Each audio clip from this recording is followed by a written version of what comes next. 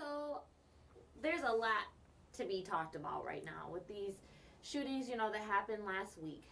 What's being reported is that people have basically flocked and bought a ton of guns, the next day.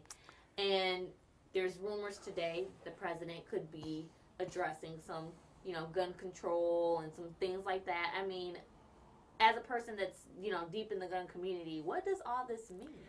Essentially, the problem started, or at least the increase in gun sales started back in late 2007 when it looked like it was going to be a Democratic president. Most of the gun laws that have ever been passed have been passed by Democrats.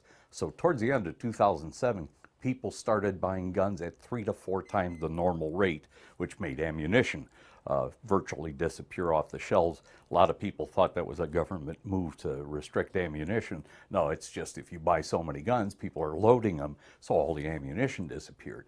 That rush in purchasing and also in my classes ended finally about June of this past year. It was a slump during the summer, but all of a sudden the day after the election, my phone rang off the hook. Again, everybody was worried. Mr. Obama had made statements about instilling some more gun control laws. After the shooting, my phone ran off the hook. This past Friday, people not only booking classes, but strangely enough, buying gift certificates for their friends and families, thinking they needed the opportunity to be able to defend themselves, and so they're taking CCW classes. In terms of the gun law, the big problem is how do you get rid of the 285 million guns the American citizens already own? I saw a commentator this morning just say something about, okay, if you could put into play any gun law that you wanted to Friday morning before the shootings, what gun law would you put in that would have prevented that guy from coming in there and killing 20 kids? And there is no such thing. But people are panicking. They're just worried that their gun rights are going to disappear. So I'm seeing an increase in my business, and gun stores are out of assault rifles right now. Same thing happened back probably around 2007 when Bill Clinton initiated the first assault weapon ban. People went nuts buying them. Eventually everything calmed down, and the law finally expired because essentially Congress would not reinitiate the law, would not renew it. So they're thinking of doing it again.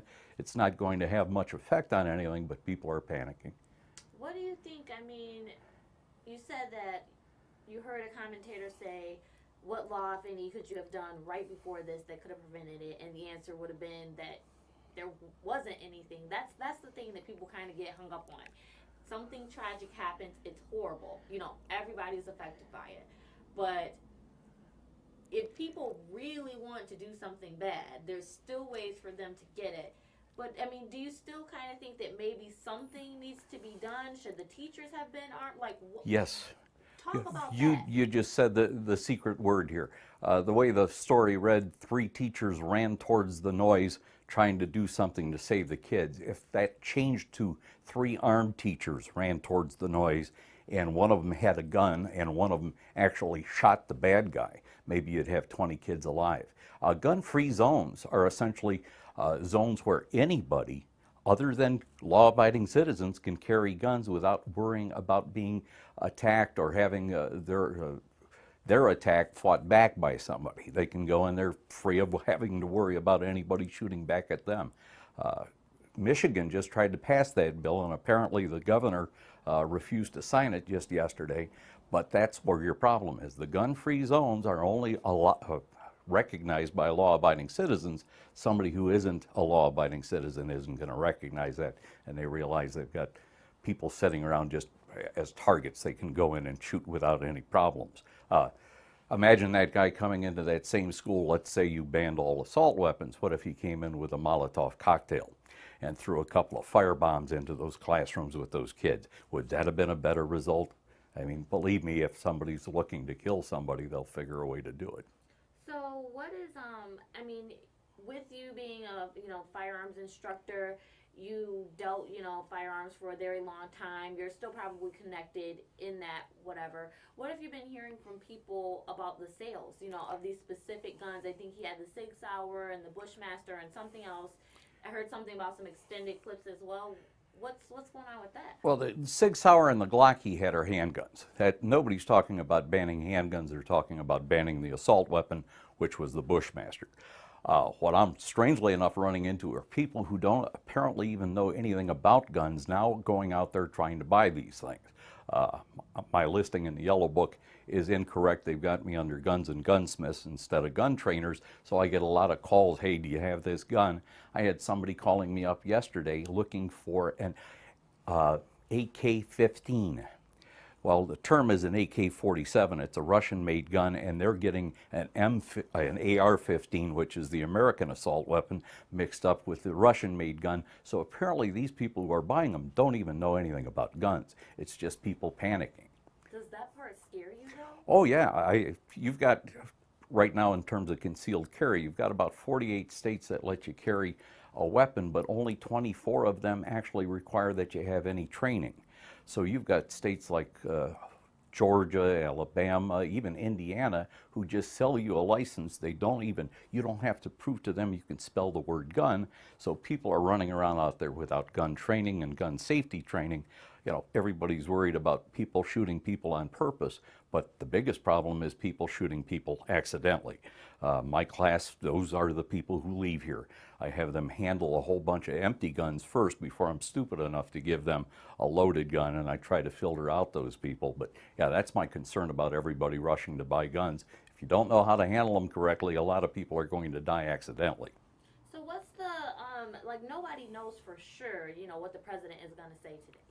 Nobody knows. Everybody's speculating. People are kind of like, I guess, afraid that, which I don't even know if that's possible for him to just be like, I'm taking everybody's guns, put them in this box right here. Can't do it.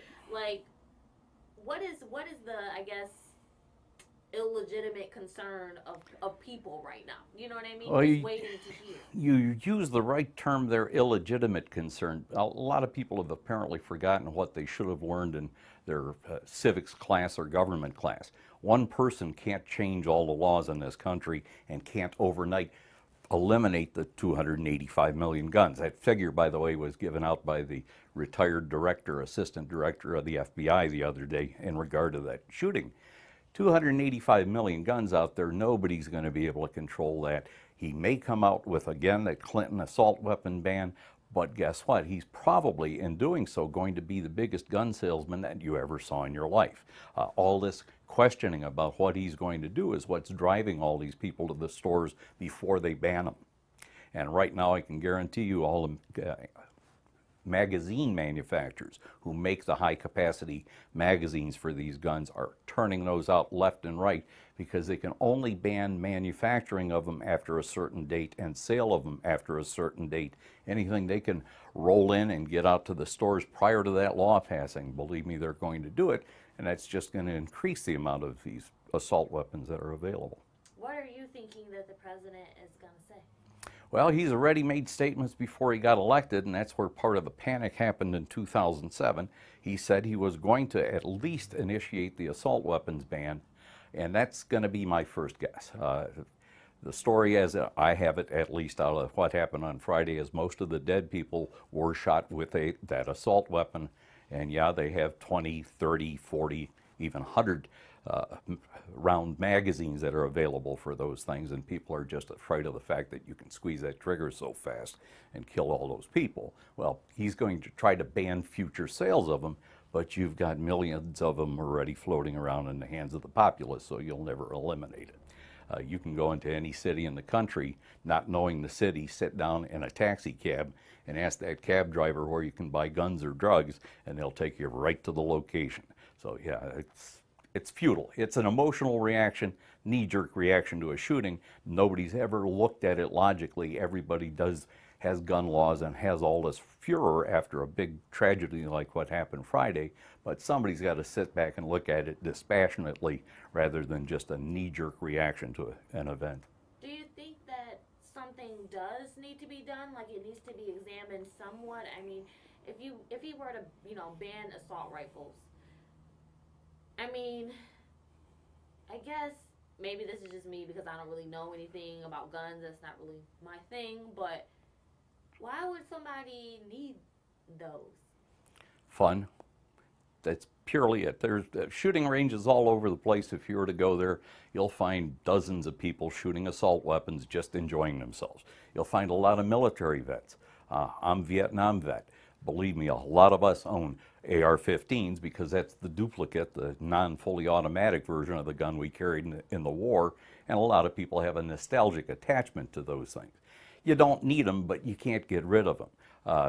The only way you're going to solve this is to go into a meeting knowing ahead of time that the guns will be available. Now, how do we deal with that? Do we arm the teachers? Do we pay extra money to have a police officer standing in front of every school?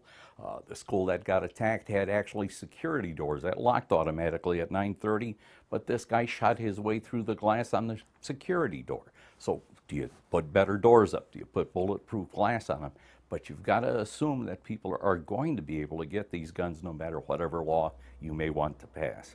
Do you think a portion of the, record gun sales on Saturday, I mean, I heard that, the specific guns that he used were some of the, big sellers, but generally, it was just like, we got to get guns. It's crazy out here. Do you think that, that had a lot to do with people just being emotional about what happened out there? Well, you've got a lot of people that are emotional about their rights for guns, and that's what you saw there on Saturday. Everybody felt emotional in terms of the sadness for the children who died and those 3 teachers. But what you saw on Saturday were people just frightened that their Second Amendment rights are going to be infringed on. They asked a young lady that appeared in front of the anti-assault weapon ban congressional hearing back during Clinton's time why somebody needs those guns, and she says, we don't need them for hunting, we need them to protect ourselves from you, and she was talking to the senators and congressmen.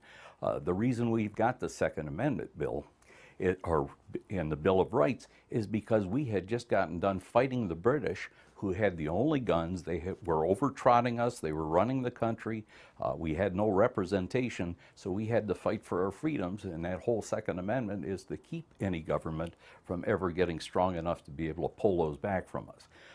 Somebody I heard on TV again over the weekend said something about the biggest army in the United States happens to be the civilians, and that's why the government can't overthrow the country, and inflict all these penalties on us and tax us and imprison us and take our guns away because we're well armed, and that's the American right. Yeah.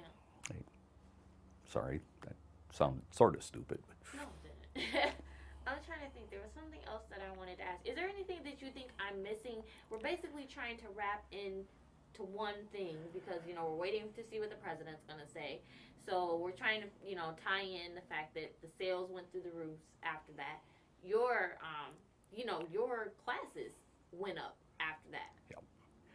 We're tying all this stuff together. Anything that I should be asking that I haven't? No, I guess, though, if I were to take all that rambling I did forever and try to condense it, the problem we've got right now is there are 285 million guns out there. There are people that go crazy from time to time, and some of them are even police officers. How are you going to pull the guns away from them?